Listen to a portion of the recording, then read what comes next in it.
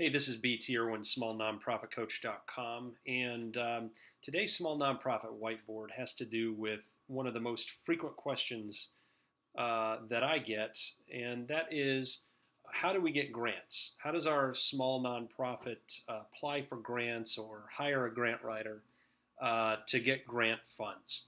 And before I get into the points here, I just want to say my son Daniel is in the background, so you may hear a child making a commotion in the background, and that's because he's here with me. So we'll try to get through this over the next couple of minutes without interruption. So are grants the best way to fund a nonprofit? And the thing I think a lot of small nonprofit leaders don't realize is that grants actually take a lot of energy, money, and time. So the misperception is that all I have to do is submit an application, and my program is so good, my idea is so great, that the money is just going to come. And that's just simply not the case.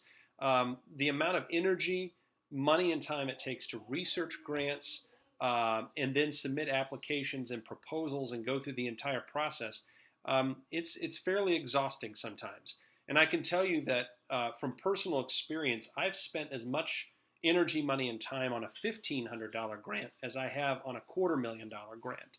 And so you have to be really, really careful once you get into the application process. The competition for grants is really, really intense. So you think, wow, I've got such a great idea. There's no way that we're not going to get funded. But remember, every time there's a grant out there, there are dozens or hundreds or thousands of applicants competing with you for the same grant. And the grantor has to go through all of those applications. And so it's much harder to stand out. And so you can invest a whole lot of energy, money, and time in a grant application and still come up empty-handed just because of the grant competition. Plus, grants are a lot of work once you actually get the grant.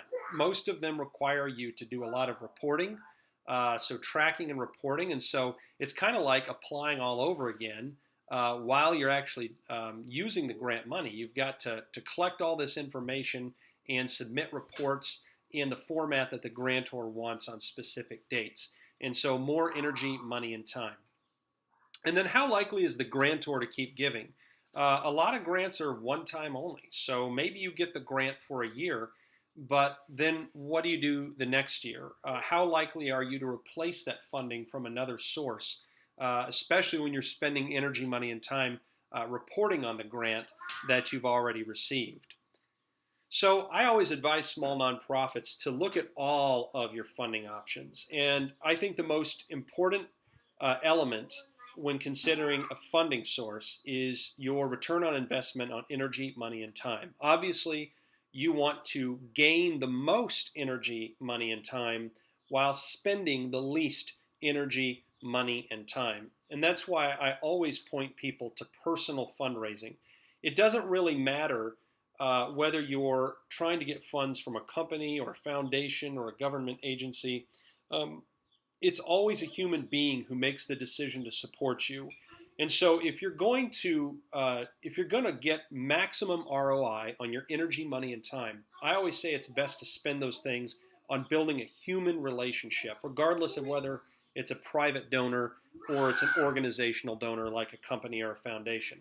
Remember, that's my son. Remember, when choosing your funding sources, always look at your return on investment on energy, money, and time. Less energy, money, and time in, maximum energy, money, and time out, and you should always focus on people. Hope you have a great week. You can find more tools, tips, resources at smallnonprofitcoach.com. Thank you.